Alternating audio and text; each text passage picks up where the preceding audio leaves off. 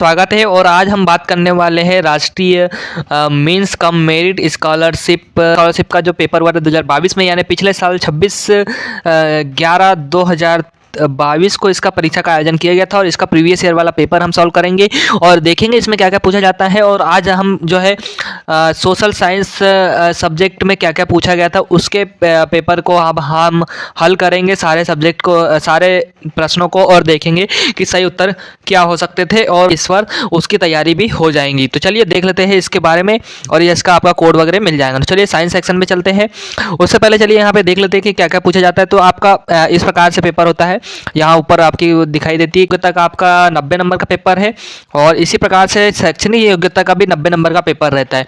तो आपका जो है दोनों 90 नंबर के रहते हैं। टाइम आपको 12 मतलब कि आपको परीक्षा के लिए समय भी दिया जाता है। विज्ञान वाले सेक्शन में परीक्षा कोड यहाँ लिखा हुआ है सेट सी, सामाजिक विज्ञान सोशल साइंस का ये पेपर था। तो यहाँ पे कौन कौन से प्रश्न पूछे गए थे, तो चलिए बात कर लेते हैं। तो विज्ञान के जो शुरू के 35 प्रश्न थे, उसके बाद 36वें नंबर पे से सामाजिक विज्ञान हमारा शुरू होता है सोशल साइंस के उत्तर देख लेते हैं। 36वें नंबर का पहला क्या, निम्नलिखित में से कौन सी व्यापारिक कंपनी भारत नहीं आई थी। तो अमेरिका वाली कंपनी भारत में आई नहीं थी।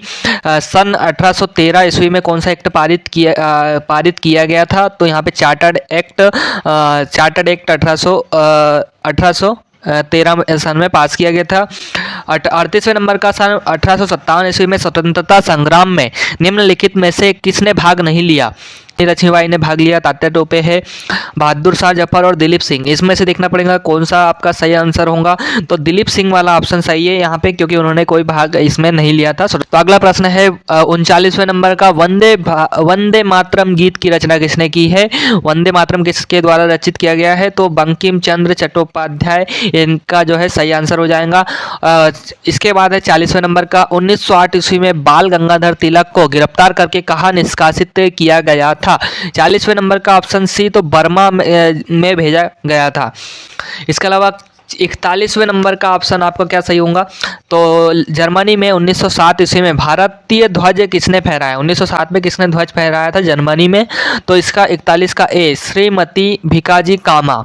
तो इनका नाम आपको ने पढ़ा होगा, तो इसके बारे में यहाँ पे पूछा गया है।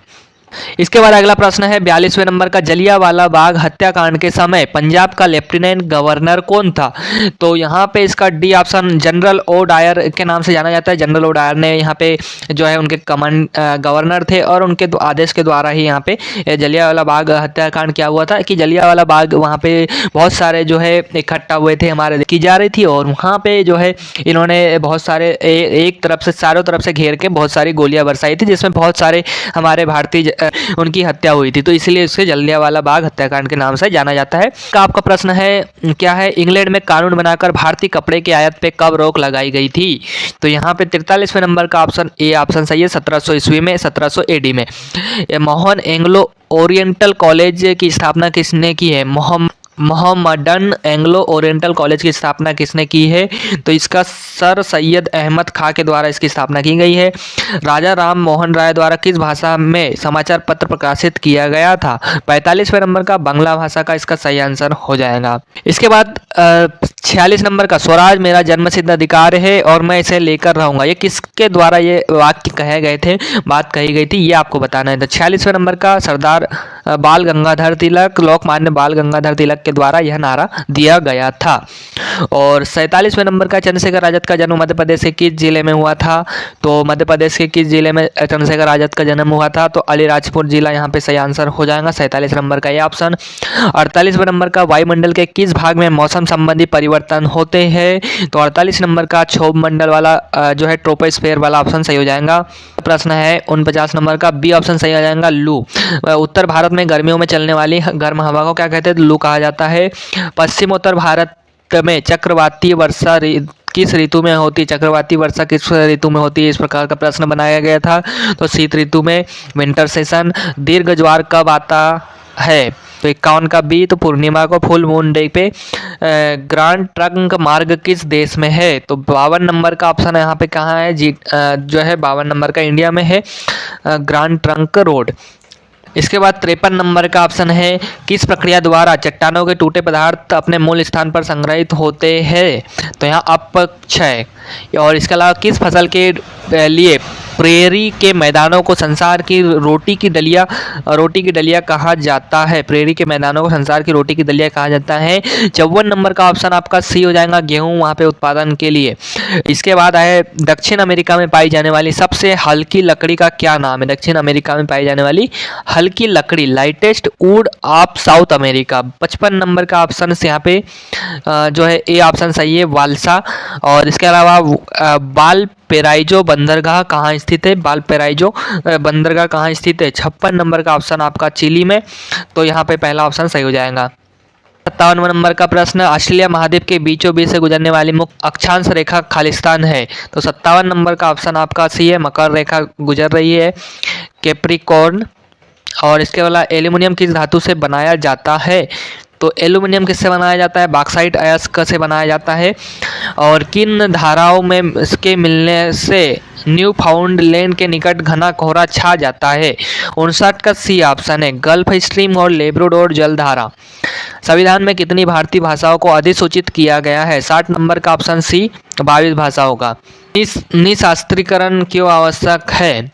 निशास्त्रीकरण क्यों आवश्यक है, 61 नंबर का प्रश्न है।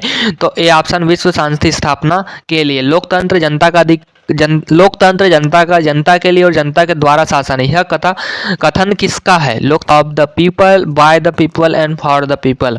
तो एक इसका ने द्वारा ये बात कही गई थी। तो 62 का अब्राहम लिंकन वाला ये ऑप्शन सही हो जाएगा, क्योंकि इन्होंने ये बात कही गई थी। मौलिक अधिकारों में शामिल है, क्या शामिल है, 6 से 14 वर्ष के आयु वर्ग के बच्चों को निःशुल्क एवं अनिवार्य शिक्षा प्राप्त करना, जैसे कि आप में से कई कैंडिडेट इस आयु के बीच के होंगे। Mandatory education for free and mandatory education for the children between 6 to 14 year. इसके बाद अगला है, तारापुर परमाणु संयंत्र किस राज्य में स्थित है। तो इसका ऑप्शन महाराष्ट्र है, जहां तक के 64 नंबर का महाराष्ट्र बी। 65 नंबर का, संयुक्त राष्ट्र की स्थापना कब हुई है। तो यहाँ पे 24 अक्टूबर 1945 को। लोकसभा में कुल सदस्यों की संख्या कितनी है। 66 नंबर का सी ऑप्शन, 545। विधानसभा का कार्यकाल कितने दिन का होता है। तो 5 साल का। इसके बाद है, उच्चतम न्यायालय के न्यायाधीशों की मुक्ति आयु यानी रिटायरमेंट एज कौन सी है। एक प्रकार से 68 का ऑप्शन आपका कितना है, 65 वर्ष हो जाएगा। और इसके अलावा राष्ट्रीय मानव अधिकार आयोग का गठन किस वर्ष किया गया था। तो इसका भी ऑप्शन आपका जो है ए ऑप्शन सही है, 1993। मध्य प्रदेश में मानव संग्रहालय कहाँ स्थित है। तो राजधानी भोपाल में स्थित है। हमने आज जो है यहाँ पे आपके सामाजिक विज्ञान के प्रश्न हल कर दिए हैं। और इसके अलावा अगली वीडियो में हम गणित के प्रश्नों को हल करेंगे। और इससे पहले मैंने एक वीडियो बनाई थी, उसमें मैंने विज्ञान के सारे पेपर आपको पिछले वर्ष का पूरे प्रश्न आपको सॉल्व करवाए थे। तो वाली वीडियो आप देख लेना, उसमें मैंने आपको सब कुछ बताया हुआ है। चैनल को सब्सक्राइब कर लेना, साथ ही बेल आइकन प्रेस करके नोटिफिकेशन को भी ऑन कर लेना, जिससे कि जैसे नई वीडियो अपलोड हो तो आपको पता चल सके।